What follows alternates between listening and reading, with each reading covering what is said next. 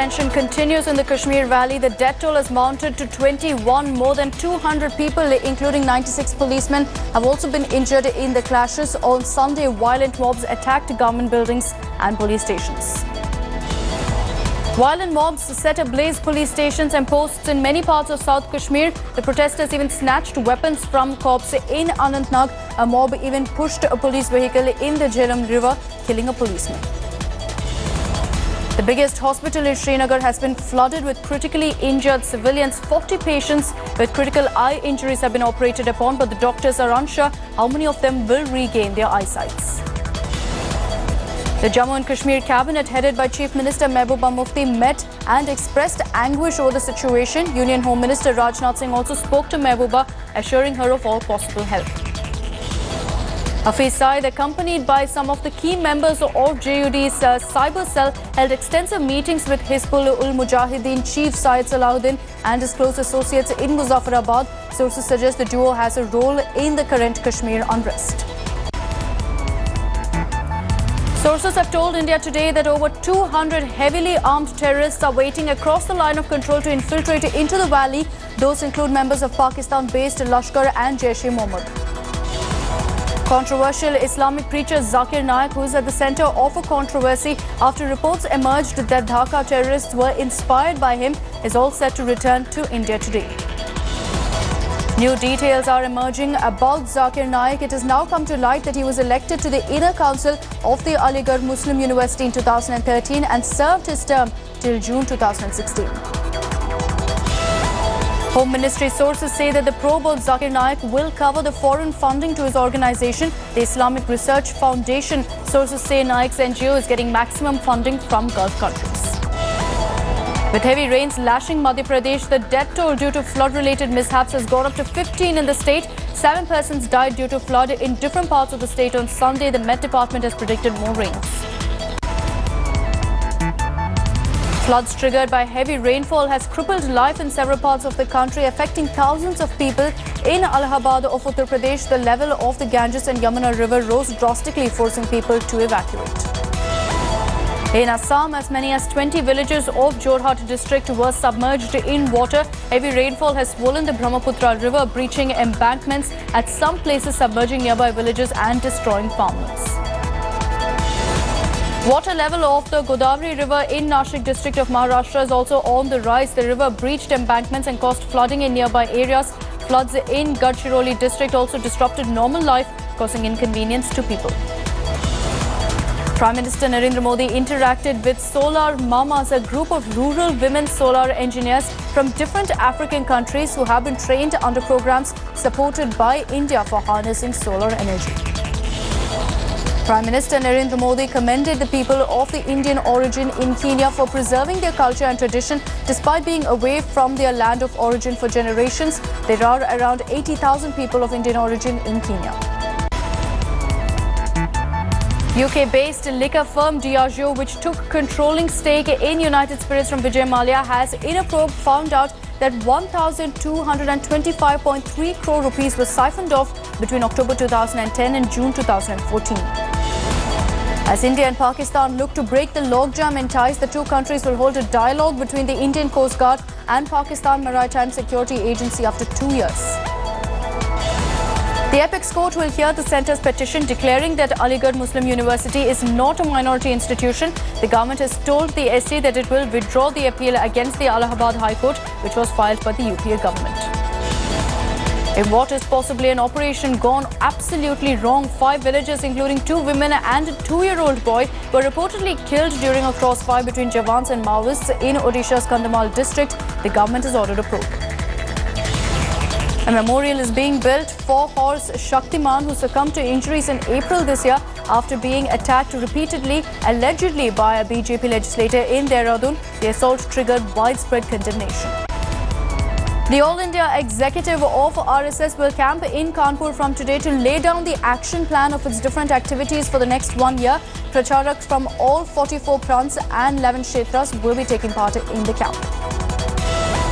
The CBI custody of Delhi Chief Minister Arvind Kejriwal's former Principal Secretary Rajendra Kumar and 5 others who were arrested in an alleged corruption case ends today. Sources say that the CBI will seek to extend their remand. Granted bail in 2 sedition cases, Patidar Kota activist Hardik Patel will be eyeing a bail in another case of mob violence at an MLA's office. The court will hear his bail plea today. UP will try to set a Guinness World Record for the fastest and largest green drive in the world. A total of 5 crore trees will be planted at 6,100 sites across the state in just 24 hours. Facebook will start testing the option to download videos offline in India from today. Facebook has sent out emails to select media partners pointing out it will start testing the feature on its app. Lashing out at the centre, Delhi's Deputy Chief Minister Manish Sisodia alleges that the CBI, the Delhi Police and the Anti-Corruption Branch are only left with one task of hatching conspiracies against UP leaders and arresting them. The Delhi government has appointed Ramesh Negi as the acting Chief Secretary. Negi was Kejriwal's first choice for the top bureaucratic post. However, the centre had rejected the demand. A junior resident doctor who was doing his MD degree at AIIMS was found dead under mysterious circumstances in his rented flat at Hoskas. Police suspect the death was due to overdose of an injection. In Punjabi Bagh, a massive loot took place in an electronics store. The robbers looted money and goods worth over 30 lakh rupees. Interestingly, the robbers looted the shop twice during the night. Police have arrested 4 persons said to be members of an interstate gang involved in illegally getting call detail records and then selling them to various people. A PIL has been filed in the High Court seeking the transfer of probe in the multi-crore road contract scam to Anti-Corruption Bureau. The petitioner sought the probe transfer, stating that the ACB probe will expose an unholy nexus.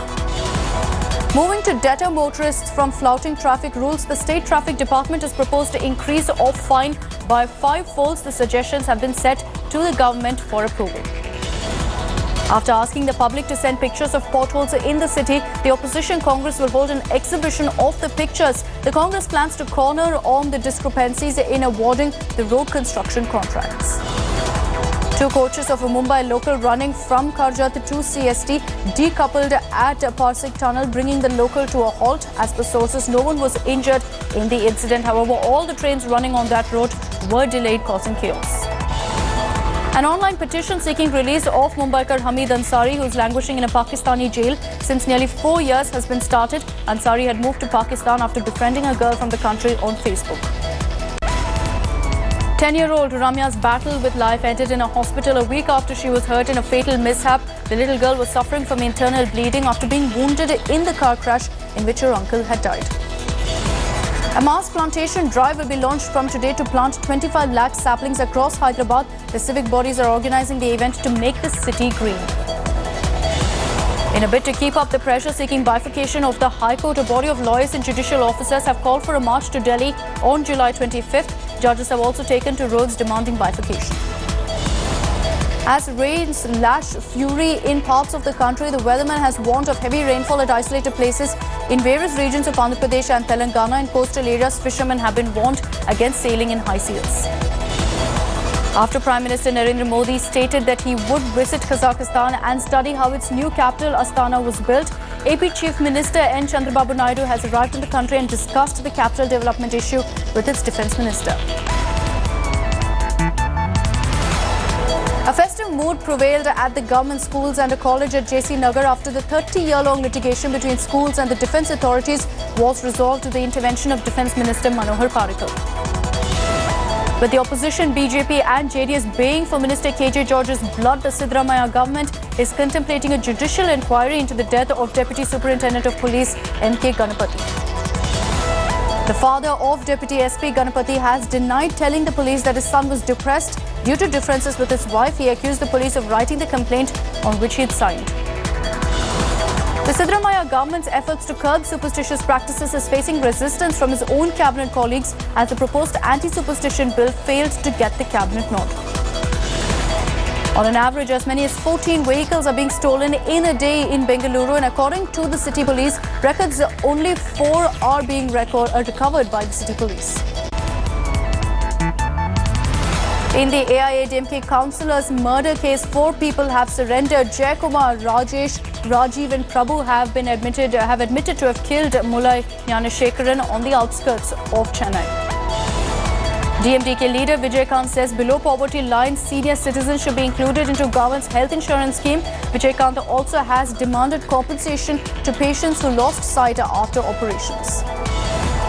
Noted columnist S. Gurumurthy has criticized the High Court judgment which quashed criminal proceedings against author Perumal Murugan. Gurumurthy feels that the High Court verdict is not based on rationale. Tamil superstar Vikram's daughter Akshita got engaged to Manu Ranjit, who is the great-grandson of DMK patriarch M.K. Karunanidhi. The couple had been seeing each other for a few years now. International Java Motorcycle Day was celebrated by motorbike enthusiasts in Chennai. Close to 160 motorists came together to celebrate the occasion and share their touring experiences. The mother of a young woman who is among 17 people from Kerala suspected to have joined terror group ISIS has met Chief Minister Pinarayi Vijayan and sought help. The woman is said to be 7 months pregnant. 16 missing youths from the state are suspected to have joined the terror group ISIS. 11 persons are from Kasaragod and 4 persons from Palakkad district, including 2 families. An elephant died in Walayar town after being hit by a speeding train. The train ran into the young tusker when it was crossing the tracks in Walayar, bordering Kerala and Tamil Nadu. Days after the brutal murder of Jisha, the law student's mother Rajeshwari has got a new home in Ernakulam. Chief Minister Vijayan handed over the keys of the newly constructed house to the victim's mother. After an alcohol ban, Kerala has proposed a fat tax on restaurants that sell fast foods like burgers, pizzas and donuts. In a first-of-its-kind move in India, the state plans to charge a 14.5% tax on fast food. Angry relatives of a patient went on a rampage in a nursing home in Asansol after the patient who died after undergoing a minor piles surgery. Now, relatives of the deceased alleged negligence and ransacked the nursing home. A Class 10 student alleged suicide is under the police scanner after his kin claimed that he was given poison by the parents of a girl who he was seeing. The girl's parents had called the boy home and allegedly beaten and humiliated him. A 7 months pregnant woman was allegedly set ablaze by her in-laws after she protested against her husband's extramarital affair and drinking. The woman from Malda was rushed to a hospital in a critical condition. She remains in the ICU.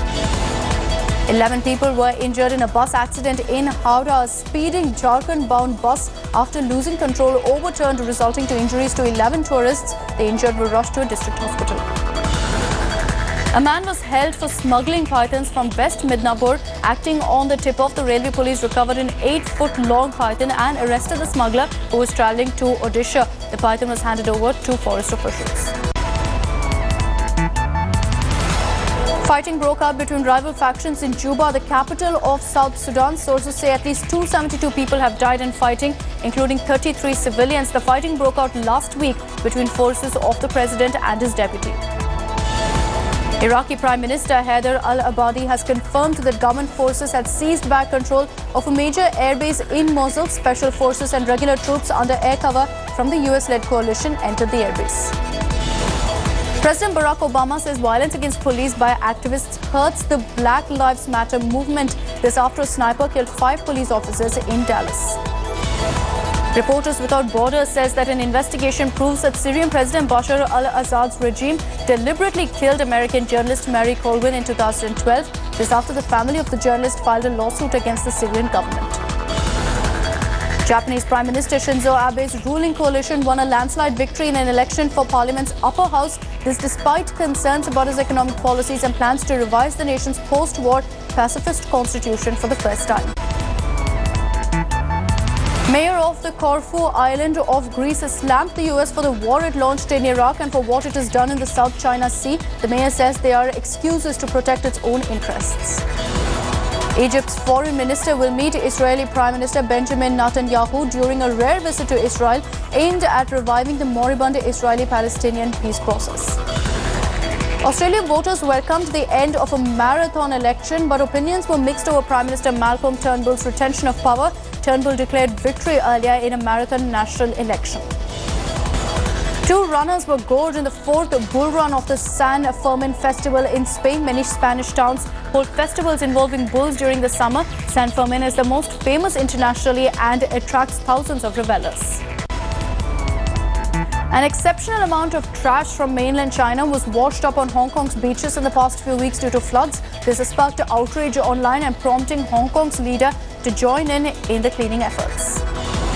Germany's financial capital, Frankfurt, turned into the country's art capital as more than 7,500 musicians gathered to perform together at the local soccer stadium. The event was the world's largest orchestra. The hippopotamus show features 3 10-year-old hippopotamuses in Serbia. 1 male and 2 females named Zlat, Yana and Ida walk close proximity from the spectators, playing a ball, rolling over and staking their bodies on top of each other. China is preparing to launch its second manned orbiting space station, which marks the second stage of China's 3-part space program, Tiangong G2, which will be capable of receiving manned and cargo spaceships. US pop diva Madonna has been inspecting a hospital project in the commercial capital of Malawi. Madonna has a 50-bed surgical unit project for children at the country's major referral hospital. Brazil football legend Pelé has tied the knot for the 3rd time, this time with his girlfriend of 6 years, Marcia Cibele Aoki. Now, the two met in New York in the 1980s, but only started seeing each other in 2010. The latest poster of Aditya Chopra's Befikre is out. This is the 4th poster that showcases the lead pair in a lip lock in Paris. The film stars Ranveer Singh and Vani Kapoor in lead roles. Kajal Agarwal is all set to team up with Tamil superstar Ajit Kumar in his next project. Sources say the film will be helmed by Shiva and will be shot across exotic locations in Europe.